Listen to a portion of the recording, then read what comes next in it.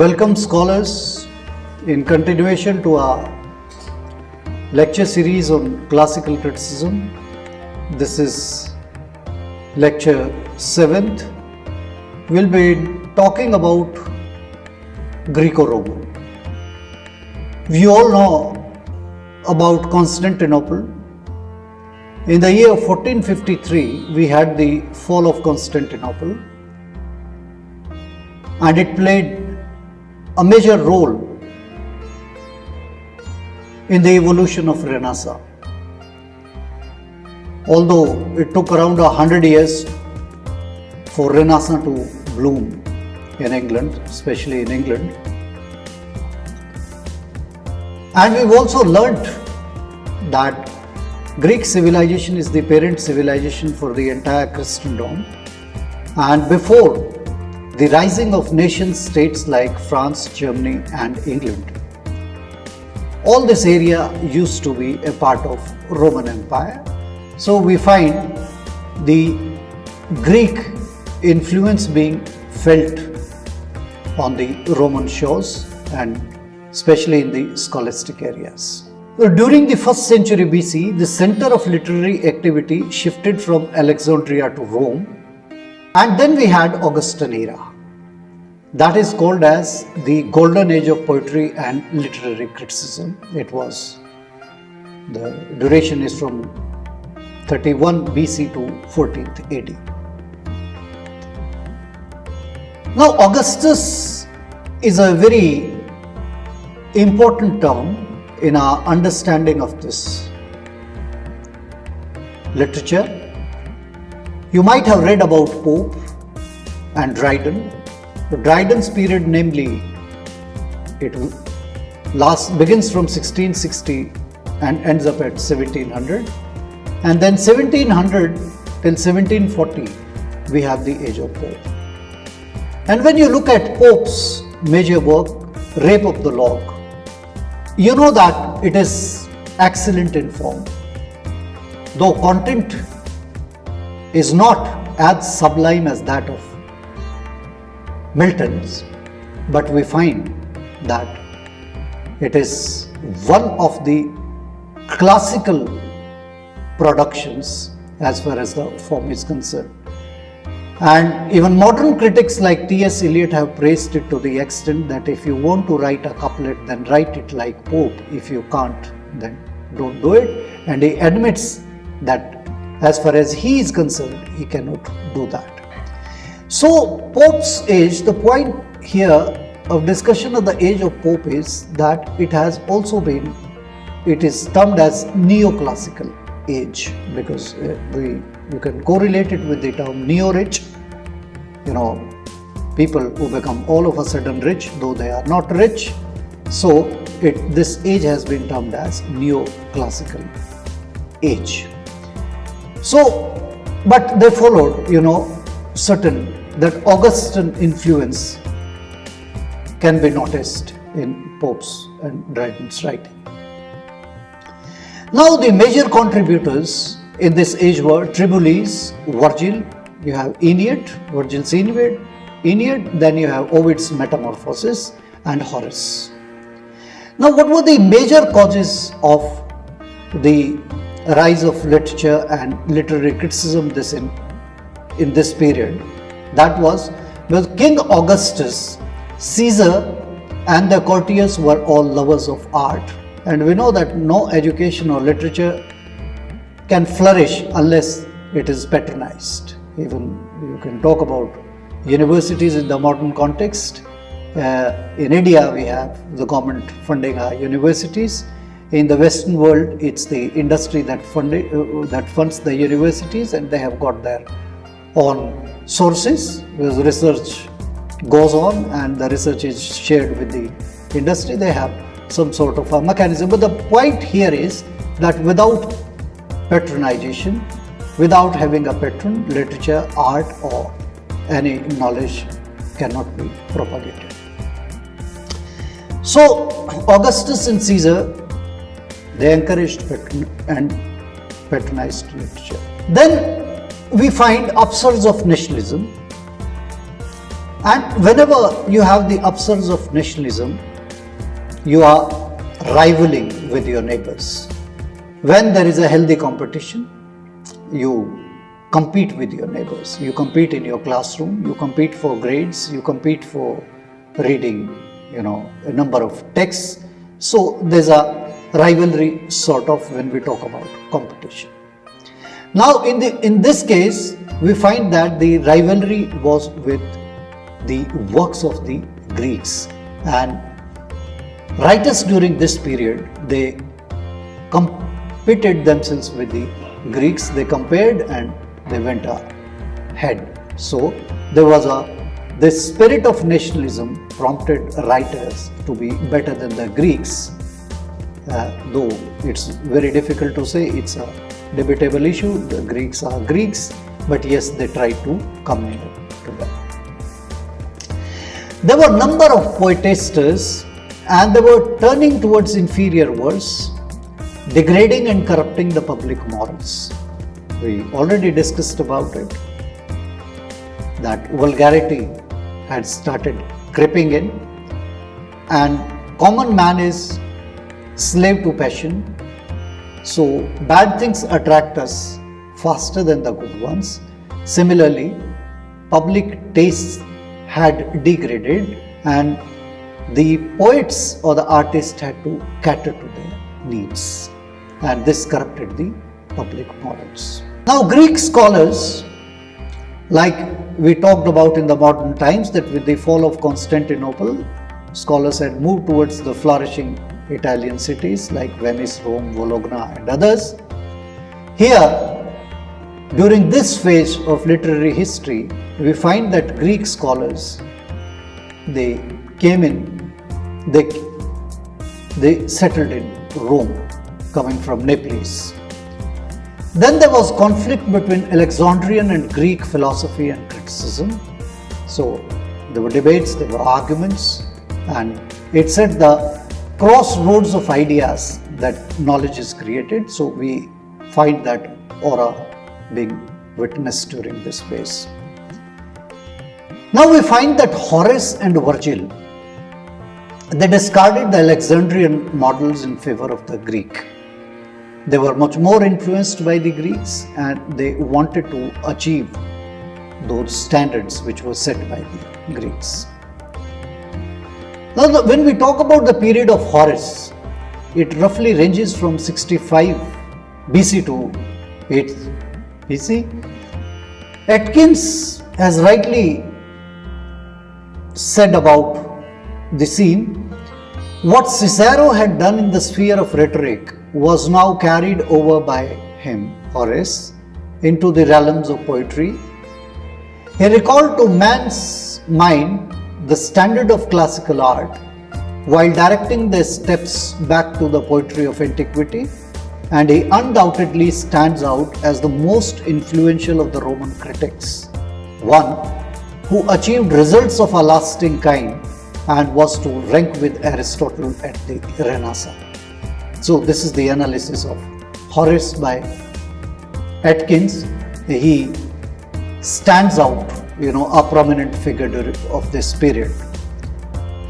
He studied at Rome and Athens, was a conscious artist, interacted with cultured minds of the day like Virgil, Varius and Maecenas, had a number of disciples like Florus and Pisos, etc.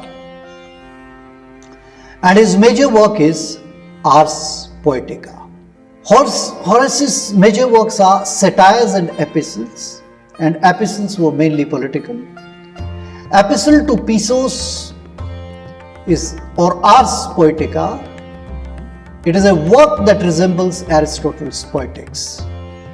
So it's not that these people were uninfluenced by Aristotle, they were influenced, and his Ars Poetica reveals that he was greatly influenced by Aristotle's Poetics. Now, what is Ars Poetica? It is a treatise on the art of writing poetry and talks about the rule and precepts for the would-be writers.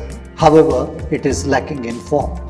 Like all ancient texts at our disposal, it is lacking in form, because art, it was difficult to preserve the written material during those days, and moreover criticism was evolving, concepts were at the stage of evolution, and that is why we find a lot of experimentation also, we find a lot of flaws also.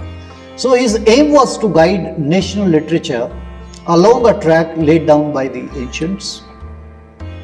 He's divided his Ars Poetica into three parts: Poesis, Poema and Poeta.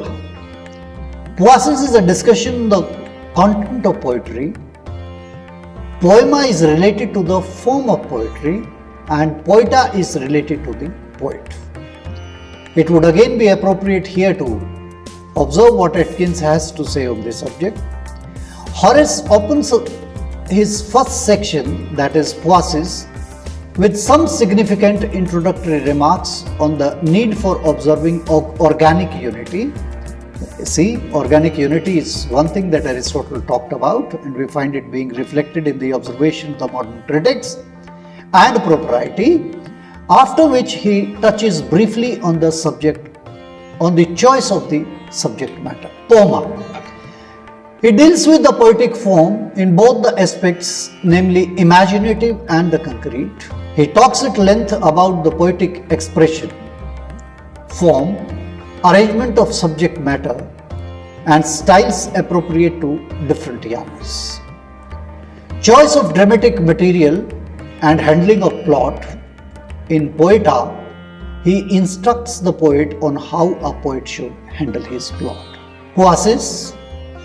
A poem should have organic unity, a concept which Aristotle talked about. You can recall the example of a biological organism with all organs in a proportionate manner. Then there's freedom to the poet to indulge in fancies. He gives that freedom. Like Aristotle says, poet is a creator. We can also recall the objections of Plato, wherein Plato says that a poet is a madman, and when he is mad, he cannot be expected to produce something meaningful. But herein, rejecting the Plato's objections, we find that Horace comes closer to Aristotle, wherein he gives freedom to the poet to indulge in fancies. However, he cautions him to avoid improbability. What is improbability? Like a painter depicts a man, and instead of a hand, he puts on the legs of a lion or limbs of lion, and we know that it is improbable, so that becomes inconvincing. So freedom here, which Horace talks about, it comes with a responsibility, and the responsibility is that improbability has to be avoided at every cost. He highlights it through the example of a painting for a harmonious blending. Poet should exercise his discretion in the choice of words, as familiarity with the language creates an environment of novelty. And in order to have an environment of novelty, then familiarity with the language is a must. The poet, for example, should not indulge in jargon or anything like that, unfamiliar words. Creation of new words and revival of old ones should be done with caution. Present usage has to be kept in mind. I mean, if you use a vocabulary which people can't understand, that communication becomes useless. It carries no meaning. Metaphor of a tree in the context of language. He says, like leaves come to a tree, the old ones fall and the new ones come. So, that way language has to evolve itself. Usage, but its usage is more important, and it is the final court of appeal to determine the authenticity of language. Each particular genre should stick to its assigned meter. For example, epic should use iambic hexameter. Complainative, tragic, comedy and elegiac, they should use iambic verse. Now poema. Poema talks about poetic form. Plot needs to be based on familiar old stories. If the stories are new, entirely new audience, it might not appeal to the audience. So that is why you might have noticed in cinema also, themes that popular or successful films have, they are related to what we know. So they are not entirely new to us. So new plot, if need to be introduced, should be done so with great dexterity. If a new plot has to be introduced, it has to be done with great skill. Slavish imitation is not necessary, but reproduction should be free from inconsistencies and absurdities. There should not be any inconsistencies and absurdities. So, and he says that slavish imitation is also not necessary. But whatever is reproduced, it has to be probable, it has to be authentic. Comic scenes should not be treated in tragic vein and vice versa. These yanas need to be kept separately, need to be treated separately. Characterization must be consistent and true to the type. Whatever characterization is done, it has to be consistent, it has to be true. How? When we talk about Achilles, he gives the example of Achilles. Thus, Achilles should be represented as energetic, wrathful and passionate. Medea, who killed her children, as savage and unsubdued. Orestes as melancholic and grief-stricken. Different treatment would render them as unreal and unconvincing. Children should be shown quick to anger and quick to cool. We know the temperament of children. They become angry very soon, but they also cool down really soon. Boys should be shown as fond of sports, reckless, fickle and high-spirited. We find that young boys, they are normally high-spirited. This is how they should be shown. Ripened men as business-like, pragmatic and worldly wise. So, we know that ripened men, they're business-like, they're pragmatic, they're very practical. They condemn the past. They condemn the present and glorify the past. They always say that the past was much better than the present. And they also talk about the fact that the future is going to be much more worse than what present is. And this is what we term as generation gap in general conversation. So matured man should be like that. So these things should be reflected in the behavior. Then old men as critics of modern times and full of praises for the past. Dramatic style should be related to character, mood and circumstances. Dramatic style should also be related to the character, the appropriate mood and circumstances. Ugly and horrible incidents such as rape and murder, as in the case of Procne and Medea, should be kept off stage. A very important point, and because depiction of this blood and thunder type incidents on the stage, we've already discussed that it led to the closure of theatrical performances in the municipal areas of London. So these things should be passionate scenes, thunder, blood, that should be kept off stage. Plays should be confined to 5 acts. You might recall your reading of the Elizabethan drama, whether it is Shakespeare, Marlowe, Webster. We find that a play is confined to 5 acts. So this is from Horace that we have zeroed in to the concept of 5 acts. No less, no more. There should not be more than 3 characters. And unlike Homeric epics, God should not be seen to be interfering in human affairs unless there is an absolute necessity. Now we know that in all epics, you talk about Ramayana, you talk about Mahabharata, you talk about Odyssey or Iliad, or you talk about Milton's Paradise Lost, we find that gods are intervening in human affairs. So this is one objection which Horace had raised in his criticism, that gods should be kept as far away as possible and should not be shown to be intervening in human affairs unless there is an absolute necessity. Now, denouncement. Denouncement is the final episode of a play. Denouncement should be the natural outcome of the preceding action. Whatever action is taking place, whatever action the audience is witnessing on the stage, artists should ensure that the denouncement is the result of that action which is taking place and not as a result of chance. Like we have it in Greek tragedy, you can notice that there is a deviation here. So it should not be a result of chance as it happens in Oedipus and many other Greek tragedies wherein fate plays an important role. Everything is predestined. No, the denouncement has to be the natural outcome of the action, which is taking place. Now, chorus should be an integral part of the play, and its songs should be instrumental in forwarding the action of the play. It must lack the good and give counsel. It has to back the good and give counsel. So, chorus, we know, important component, even in context of Elizabethan plays, we find that chorus is being used. So it has to be an integral play.